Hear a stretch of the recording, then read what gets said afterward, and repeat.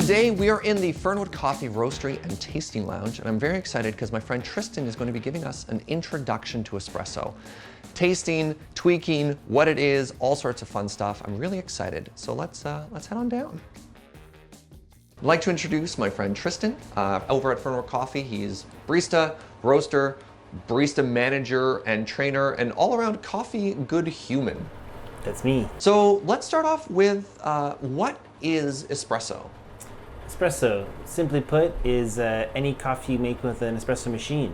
If it's brewed under pressure in a relatively short time, it is espresso. So a lot of people seem to think that espresso is this own unique thing that, you know, there's coffee and there's espresso and there's a separate line between them. Is that right? It's right if they only mean the brewing apparatus, because it's really the only difference. There's a lot of traditions behind espresso and ways to approach it, brew it, roast it, but the machine itself does the work, and anything you put in there, if it tastes good, is espresso. So when you say brew method, you mean the same thing like French press, AeroPress? This is the same thing. This is just a machine that brews you a cup of coffee? Definitely. Cool. What's different about espresso compared to a different brew method? The real benefit of espresso is speed. You can make a coffee in half a minute, which is great.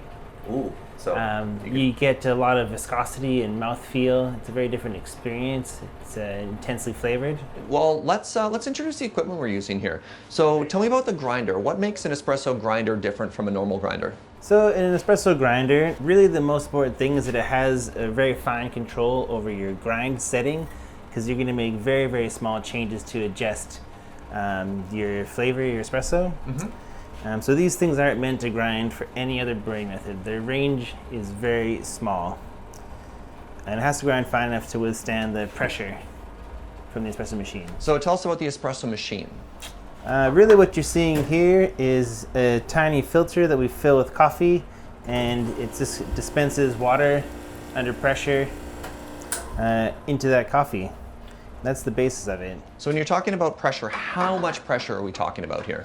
Generally, you know, pretty much 9 bar, that's 120 PSI, but it's a good amount of pressure. You know, there's a bit of range, so people brew with a little bit less, you know, down to 6 bar or so maybe. Yep. So what other equipment do we have here? We have a scale and a tamper. What are these for? Yeah, the scale is helpful because we need a certain amount of accuracy to get the flavor we're looking for. Any brewing method involves a recipe, how much coffee you've got, how much water you're going to use, and how much contact time you want. So it's the same with espresso. We need the scale so we know how much is going in, and we'll weigh it coming out. We'll have time going, and this will give us an accurate look. So when you refer to contact time, you're talking about the amount of time the coffee and the water are in contact with each other? Yes. Yeah. And then what is a tamper? Why are we using a tamper? Well, a tamper is really just a simple hand tool made to fit this tiny coffee basket. We were saying how there's a lot of pressure buildup. When you put coffee in here, you make an even bed of coffee. Its density is similar in all areas as much as you can help. And then you compact it, removing all the air pockets, so you have this flat disc of coffee before it goes in and the pressure is added. Yeah, I've talked earlier in other episodes about how water is lazy. Water is always going to follow the path of least resistance. So if you don't properly flatten or level the coffee in there, water is going to be like, oh, look, there's a little channel that I can follow through, and you won't get an even extraction. It'll just flow right through it. Absolutely. Really key to making good espresso is extraction quality. Since we're dealing with a fine grind in a short amount of time, you want to get as much work done as possible. So as much water contacts as much coffee, and you're extracting from all of it. Because uneven extraction creates off flavors, bitter or sour. And then one last very important tool in making an espresso is the barista. So how much knowledge do you think it takes to make a good shot? You know, what's the difference between sort of a beginner barista and intermediate, and you know, where does knowledge come in? I would say that you can describe the methods for making espresso very quickly, and if I were to get everything set up, someone could come along, press it carefully, and make a coffee just as good as me. Yeah. But you need knowledge when things go wrong. Yeah. Because things do. We're dealing with a consistently changing product and a changing environment in the grinders. So a knowledgeable barista knows how to adjust for these changes. to keep close to bullseye. That's how I think of it, moving target, and you're always going for bullseye. In a lot of other coffee shops, you can have automated equipment. You can have a grinder that does this for you. You can have a machine that does this for you. And that takes a lot of the risk out of it. I like to think in a manual setup like this, the floor is way lower because there's more opportunities for something to go wrong, for something to screw up, but the ceiling is way higher. So when you have more control over this, what advantages do you have? I would agree with that. The more control you have, the smaller the bullseye is. Oh, okay. If you have a very specific flavors you want to get out of your coffee, and the more control you have, you can hit that bullseye again and again. A lot of automated equipment, they're getting better all the time, but usually the bullseye is much wider, and cafes that use them are okay with that. Well, let's start pulling our first shot, and maybe talk us through your process here. So why are we drying that?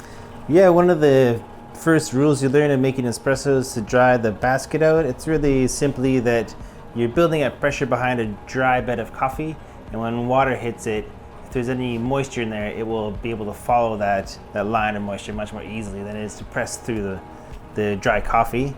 And we need all the resistance we can get.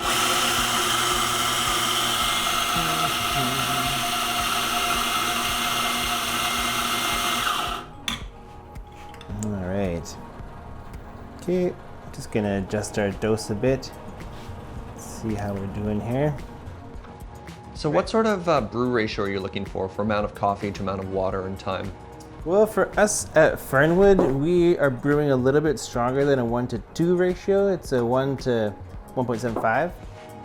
What does that ratio mean? Yeah, I've got 19 grams of coffee in here. I'm gonna want 33 grams of coffee coming out. And we haven't established a time frame yet, but it's probably gonna be around 40 seconds. That's what I've been dealing with up front. And then when you say Fernwood likes a little bit stronger, what do you think an industry standard would be? It's really tough to say down at 2% Jazz. I mean, they're making shots that are a 1-to-1. Okay. Very strong, very dense, very viscous espresso. And then over at Bows and Arrows, I believe their shots are a 1-to-2 ratio. Yep. They highlight different types of coffees, different styles of roasting. And it's just a slightly different approach to making coffee, depending on your goals. When you're watching the shot here, and you're trying to see when it's done, we talked about the brew ratio, we talked about the ideal weight when it's done in time. Are there any visual indications as to if this shot's going to be good or not even before you taste it? There isn't, is it? It depends on the coffee you're working with. Usually you'll see progression from like a thick viscous stream to a more caramel colored fast stream to like a more wobbly watery stream. But when you get closer to the end of the shot, but some coffees need quite a bit of extraction, will end up looking a bit uglier when they get to that sweet spot. So here's our first shot. How do you feel? You're looking at it. Things look normal. It's got a nice color to it. Because we brew stronger, we usually get a bit of striping and color in our espresso. I'm just gonna chuck it on the scale, see where we're at. Well, it is a little more volume than I might have been shooting for, but I'm gonna taste it anyway. And it tastes like too much water. So what does that mean? You're aiming for 1.75. You've got a more watery shot. What's that going to do to the flavor of your shot? Right, once I've passed that I want them to extract to, my coffee's gonna taste more bitter, more washed out in flavor, and end up being more watery as well. And the opposite, I can manipulate the coffee's flavor quite a bit by pulling shots that are extracted more or less. I can make it more sour or I can make it more bitter. And this one is definitely more bitter than I like. And when I get it in the middle to recipe, it'll be the sweetest and most complex. So you're not happy with your current shot. It's a little bit long. What are the sort of steps you're going to take to fix that? In this case, first, because I try to keep my ratio the same, I'm gonna try and keep 19 grams going in, about 33 coming out. I'm gonna adjust my time here. I'm just gonna pull one more shot and try and stop it a little bit earlier and hit my out target, because I went a little bit over, and just make sure nothing else went wrong. I don't want to make any drastic changes before I have to. I'm always a big fan of that, which is if you're brewing your coffee and you don't like how it tastes, don't change everything. Change one thing, change one small variable, and then taste. Especially if it's a minor change. Yeah, and that can let you slowly dial in what you're trying to find in the plate. Very loud.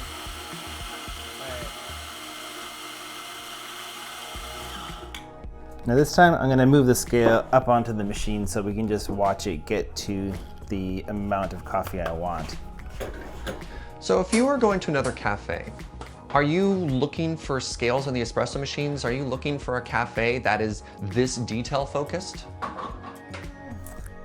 I tried to judge cafes on what I taste. So, I mean, they may have really great looking equipment and scales and everything, but if I don't get something that tastes good, I'm not gonna be happy. That's what I'm worried about. I'll feel like more confident if they are taking really special care of all the steps, but that's not the important part. This is what we talked about earlier too, of even if you have really good equipment, if you're not going that far, your floor is so much lower. One of the tough things about coffee is everything can go wrong at any point. And to make really great coffee, you know, many steps have to go right. It's very demanding that way. So here we got a shot that looks pretty nice. The right amount of espresso came out. Even visually looking at that, it looks better. The crema looks thicker, it looks richer, it looks more syrupy. The other one looked more watery right away. Now it indicates that it did not extract as much. It's not full of soluble material like we want. And that's not bad. Yeah. It's very close to what we want.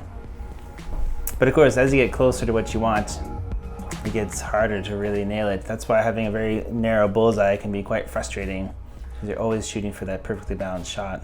Interesting. So this is sweet, it's got nice flavor, but it's perhaps a little bit on the watery side, so you're gonna try and make it even tighter, even more syrupy? I might just try to carefully improve the extraction.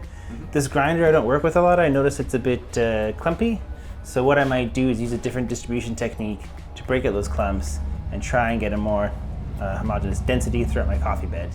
Yeah, this is not a beginner trick here. Yeah, as soon as you're talking about that terminology, obviously somebody who has worked with their hands on espresso for a long time. And I like that. I like watching somebody get right into that. Their hands are browned. Oh yeah, this is the good stuff. Can we talk really quickly about the pucks here? These pucks? Yeah, I remember when I was learning, people would actually pick these up, and you can see an example of how the extraction is by holding it there. Yeah, you can see some of the things that happened. Sometimes you can see what went wrong by the puck. So this is nice and even. It's very solid. It looks, you don't see dry bits of coffee on it. It all looks, so that looks like a nice even extraction. It does seem overall. I didn't look at it in the basket, but I often look at it in here too and check to see if it's, you know, how the dose size is for the basket. Is it clumpy? Is it falling apart? Is it watery inside? There's so many sensory ways that you can look at a shot. You can taste, you can smell, you can look at it for little cues as to how it went. Yeah, and that helps a lot. Okay, that's better.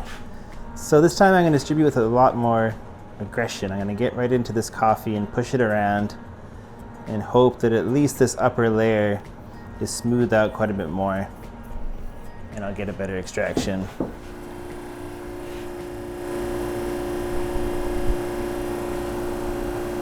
Okay, 10 seconds in. Pretty darn close. Yeah, and that was like 40 seconds. And it's got more color. Yeah. So, I mean, it really describes the shot and how it went, is what we're seeing. The beginning of the shot was slow. We have a dark area from that really saturated part of the water. And then at the end, there was a lot of time where it was streaming quickly, and we can see that in the middle. The bubbles in the center there. Yeah, the crema is definitely looking a lot darker and richer, more brown spots as opposed to that light yellow golden color we had previously. So I'm expecting this to taste a lot more syrupy, a lot sweeter. It should be sweeter. Bad shots are too bitter or too sour, and then when you get it in the middle, the combination of both, the balance of both, I like this a lot. Becomes a much better, right? I like this a lot. Wow. Oh, the aftertaste, it just lingers. That is such a good shot. I can't get over this. I still feel it on my tongue. It's just like this happy caramel that just yay. That's the thing I've been fighting to get, is a roast level that's not heavy like molasses in the aftertaste, but more like brown sugar. Yeah. So let's recap what we did. We started off the shots. You found that it tasted too watery, so you just started dialing it in. You started making it tighter, trying to get more sweetness, more caramel, until finally just, wow. I like the advice, just keep tweaking it until you find what you like. Nice. All right, well, thank you very much. Really appreciate you taking the time to walk us through all of this. Yeah, you're welcome. That was fun. Yay. Thank you so much for watching our episode on Espresso. Hopefully after watching the episode, it's not as scary. Maybe you want to go down to your local cafe and give it a try. If you have any questions about coffee, let us know down in the comments, and we'll see you next episode.